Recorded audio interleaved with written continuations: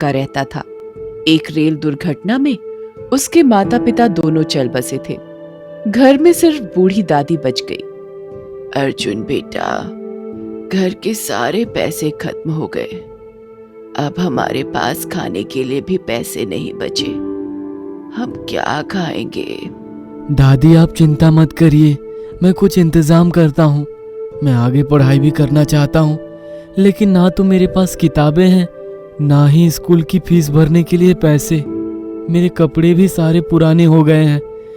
फिर भी दादी तुम चिंता मत करो, मैं कुछ ना कुछ जरूर कर लूंगा। अर्जुन ने हिम्मत नहीं हारी। वह किसानों के पास जाकर ककड़ी, तरबूज या खरबूज खरीद लेता और पास के ही बाजार में पहुंचकर उन्हें बेच आता। इससे उसे कुछ पैसे मिल जाते, जिनसे वह घर पर खाने के लिए कुछ जरूरी सामान खरीद लेता था। वह फिर से अपने स्कूल भी जाने लगा। एक दिन उस पर एक मुसीबत टूट पड़ी। सुबह सुबह उसके घर पर गांव का जमींदार पहुंच गया। जमींदार बहुत बेईमान और बदनाम था। उसकी निगाह बेसहारा अर्जुन पर पड़ गई। उसने अपने मन ही मन कहा, यदि मैं अर्जुन को अपने जाल में फंसाकर अपना बंधुआ मजदूर बना लूं तो अपने हवेली में काम करने के लिए मुफ्त में मुझे एक नौकर मिल जाएगा। उसने उसकी बूढ़ी दादी और उसको धमकाया।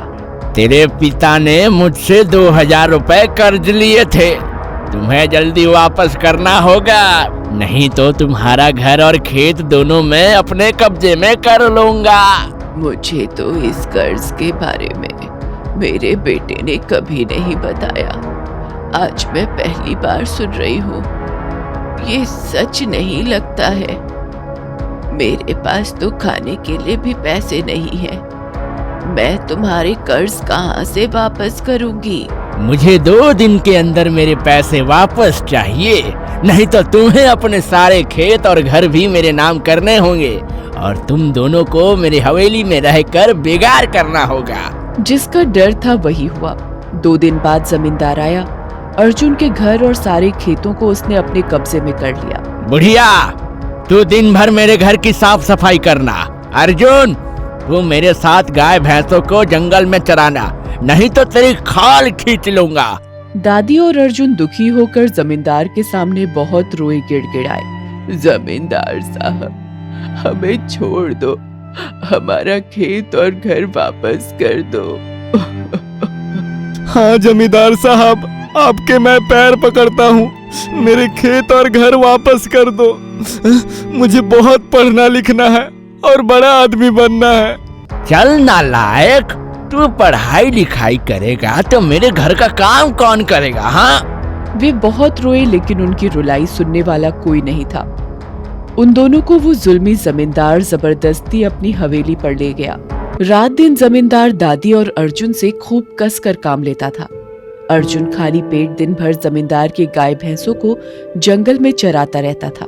बूढ़ी दादी को भी दिन भर हवेली के सारे जूठे बर्तनों की साफ सफाई करनी पड़ती थी। रात को उन दोनों को जमींदार के बचे खुचे जूठन से आधे पेट भोजन करके सो जाना पड़ता था। अर्जुन खाना पीना खाने के बाद अपनी किताबें लेकर बैठ जाता था और देर रात तक पढ़ता रहता था। एक दिन जमींदार ने उसे पढ़ते हुए पकड़ लिया। जमींदार ने उसकी खूब पिटाई की। आगे से कभी तुझे पढ़ते हुए देखा तो तेरी खैर नहीं। किताब को हाथ भी लगाया तो मैं तेरी जान ले लूंगा। ठाकुर साहब, मेरा कसूर क्या है? क्या मुझे पढ़ने का भी हक नहीं है?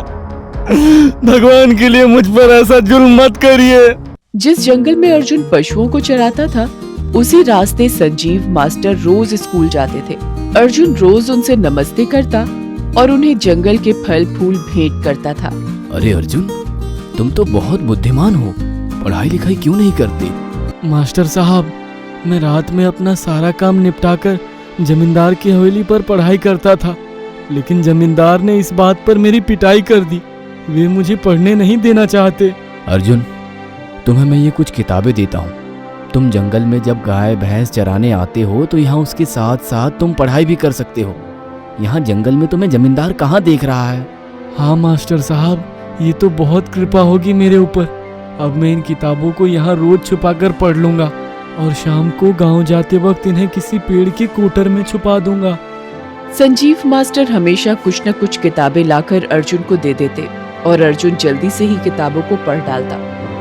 पढ़ने के बाद उन किताबों को एक बरगद के पेड़ के खोखल में छिपा देता।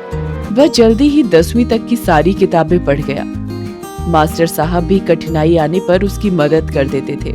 एक दिन संजीव मास्टर साहब ने अर्जुन से कहा, अर्जुन, अब तुम्हें 10वीं कक्षा तक की सारी जानकारी हो गई है। तुम्हारा मैं 10वीं कक्षा का प्राइवेट फॉर्म भरवा देता हूँ। तुम परीक्षा में जरूर बैठो। मास्टर साहब, आपकी बहुत मेहरबानी होगी। अर्जुन इतनी विपरीत परिस्थितियों में 10वीं की प्राइवेट परीक्षा में बैठ गया। जब रिजल्ट निकला, वह इस परीक्षा में पूरे जिले में प्रथम आया। उसका नाम अखबार में छपा।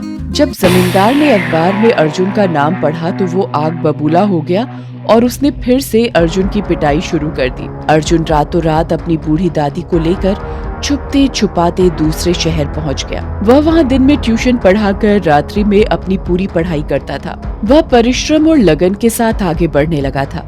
इसी बीच अर्जुन की दादी गंभीर रूप से बीमार हो गई। अर्जुन उनकी सेवा में जुट गया, लेकिन किस्मत को कुछ और ही मंजूर था। उसकी आंखों के सामने ही बूढ़ी दादी ने दम तोड़ दिया। अर्जुन इस दुनिया में अकेला हो गया। उसके आंसू रुकने का नाम ही नहीं ले रहे थे। हे भगवान, तू हम गरीबों की इतनी परीक्षा क्यों लेता है और सारे दुख हमारे ही झोली में क्यों भर देता है? क्या हमें जीने का, पढ़ाई करने का कोई हक नहीं? सिर्फ अमीर ही इस दुनिया में जी सकते हैं क्या? हम